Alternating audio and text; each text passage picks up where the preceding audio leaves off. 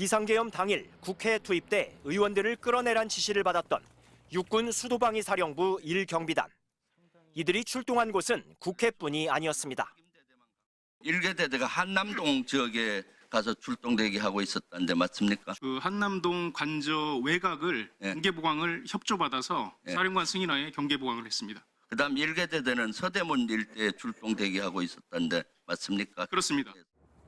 이처럼 내란 과정 곳곳에 동원됐던 1경비단 예하 부대들에게 어떤 임무가 더 맡겨졌는지는 아직 알려지지 않고 있습니다. 그런데 1경비단이 계엄 수개월 전부터 국내 주요 방송사들의 건물 내부 도면을 요청했던 사실이 MBC 취재 결과 확인됐습니다. MBC 등 지상파 3사를 포함해 모두 5곳에 공문이 발송됐고 이 중 3곳은 건축물 현황도를 제출했습니다. 건축물 현황도는 건물의 구조는 물론 출입구와 전기, 통신, 수도 등 설비를 한눈에 파악할 수 있는 도면입니다.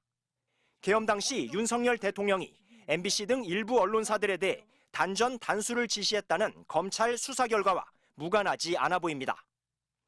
특히 수방사가 도면 제출을 요청한 시점은 여당이 총선에서 참패한 직후인 작년 4월 22일.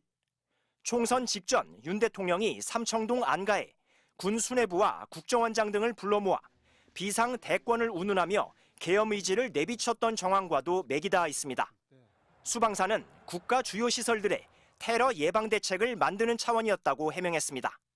하지만 군이 방송사에 건물 도면을 요구한 건 최근 10년간 없었던 일입니다.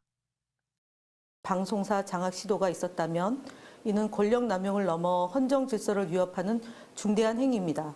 군이 방송사 도면 요구 역시 계엄 사전 준비 과정일 가능성이 매우 높아서 철저한 진상 규명이 필요합니다.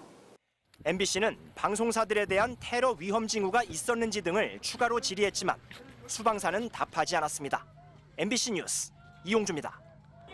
비상계엄 선포 1시간 20여 분 뒤 특전사 헬기가 국회 상공에 나타났습니다. 헬기는 곧바로 국회 본청 뒤편 운동장에 착륙했습니다. 12대의 특전사 헬기는 707 특임단 병력 197명을 공중을 통해 순식간에 국회로 침투시켰습니다. 그런데 내란 9개월 전인 작년 3월 특전사가 이미 국회에 헬기를 투입할 장소를 점검했다는 사실이 드러났습니다. 국회뿐만이 아니었습니다. 특전사는 서울 국가 중요 시설들의 헬기 착륙 가능 지점을 일일이 확인해 데이터베이스를 만들었습니다.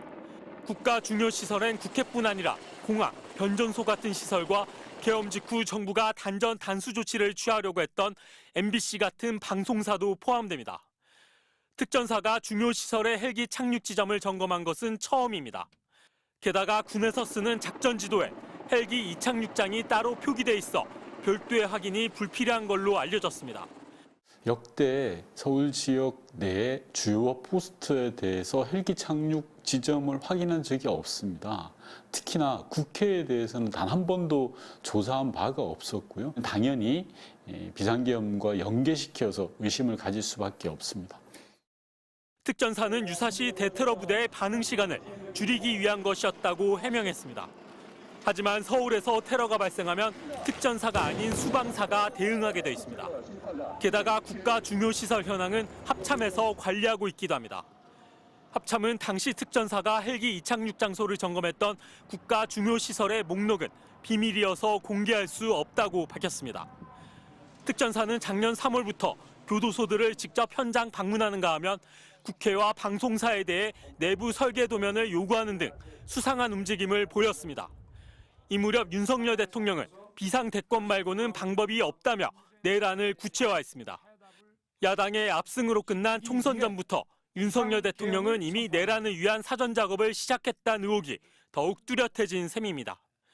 MBC 뉴스 이덕영입니다. 검찰은 비상계엄 당일 윤석열 대통령이 이상민 당시 행정안전부 장관에게 언론사 단전 단수를 지시했다고 공소장에 적시했습니다. MBC를 비롯한 방송사 2곳과 신문사 2곳, 여론조사꽃 등 모두 5곳입니다. 윤 대통령이 대통령 집무실로 들어온 이 전 장관에게 24시경 이들 언론사들을 봉쇄하고 소방청을 통해 단전 단수하라는 내용의 문건을 보여줬다는 겁니다. 앞서 윤 대통령이 최상목 당시 경제부총리와 조태열 외교부 장관, 조지호 경찰청장에게 문건을 전달한 건 드러났지만 이 전 장관 문건은 이번에 처음 확인됐습니다. 이 전 장관은 이후 밤 11시 34분쯤 조지호 경찰청장에게 전화해 경찰 조치 상황을 확인했습니다. 그리고 3분 뒤인 11시 37분쯤 허석곤 소방청장에게 전화해 자정쯤 MBC를 포함한 언론사 등 5곳에 경찰이 투입될 거라며 경찰청에서 단전 단수 협조 요청이 오면 조치해줘라고 지시했다는 내용도 공소장에 적시됐습니다.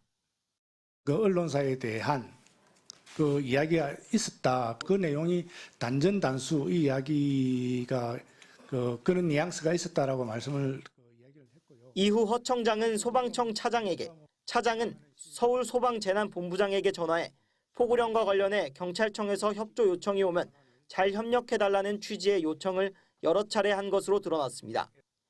실제 단전 단수로 이어지지는 않았지만 전기와 수도를 끊어 언론 기능을 마비시키겠다는 건 언론 자유를 부정한 헌법 위반입니다. 앞선 경찰 조사에서 이 전 장관은 소방청장과 단전 단수 통화 내용을 밝히지 않았고 계엄 당일 별도의 문건도 받은 적 없다고 부인했습니다. 언론사뿐만 아니라 성간이 단전 단수 사전 계획한 바 있습니까, 증인? 증언하지 않겠습니다. 공수처에서 이 전 장관의 내란 혐의 사건을 다시 넘겨받은 경찰은 조만간 소환 조사에 나설 걸로 보입니다. MBC 뉴스 김상훈입니다.